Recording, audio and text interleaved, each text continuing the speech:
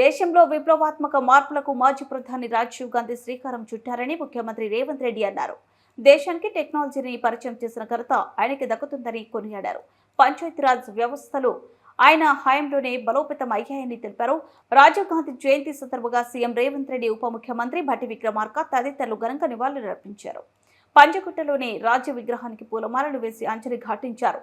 ఈ సందర్భంగా భారత నేతలపై సీఎం మండిపడ్డారు. అధికారం పోయినా వారికి అహంకారం తగ్గలేదని విమర్శించారు. రాజీవ్ విగ్రహాన్ని తొలగిస్తామని అంటున్నారని, అనవసర ఆరోపణలు చేస్తే భారత నేతలను తెలంగాణ సమాజం బహిష్కరిస్తుందని హెచ్చరించారు. డిసెంబర్ 9 లోపు సచివాలయంలో తెలంగాణ తల్లి విగ్రహం ఏర్పాటు చేస్తామని వెల్లడించారు. యంగ్ ఇండియా స్పోర్ట్స్ యూనివర్సిటీని రాష్ట్రంలో ప్రారంభిస్తామని తెలిపారు. Integrated residential school young India residential అకాడమీలుగా మారుస్తామని ప్రకటించారు. స్వర్గీయ శ్రీ రాజీవ్ గాంధీ గారి 80వ సంవత్సర జయంతి పెద్దలు, మాజీ రాజ్యసభ సభ్యులు, మాజీ ఆంధ్రప్రదేశ్ కాంగ్రెస్ పార్టీ అధ్యక్షులు, మాజీ మంత్రివర్యులు వి హనుమంతరావు గారి నేతృత్వంలో ఈరోజు గొప్ప కార్యక్రమాన్ని ఏర్పాటు చేసి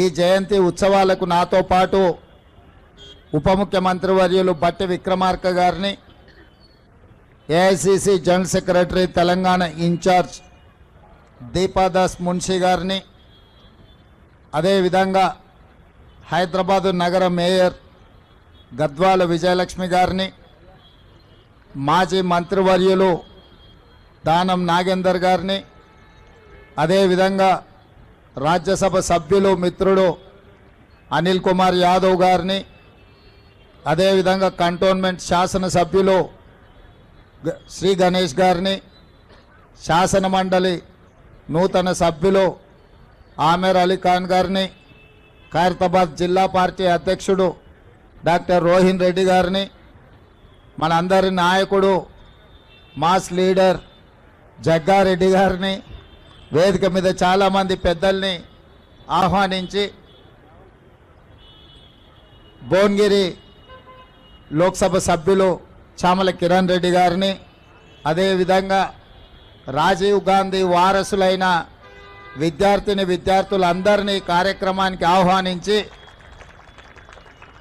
ఈ దేశ యువతకు ఒక స్ఫూర్తినిచ్చిన రాజీవ్ గాంధీ గారి జయంతిని అద్భుతంగా నిర్వహించినందుకు పెద్దలు వి హనుమంతరావు గారిని మనస్ఫూర్తిగా నేను అభినందిస్తున్నా. రాజీవ్ గాంధీ ఒక స్ఫూర్తి.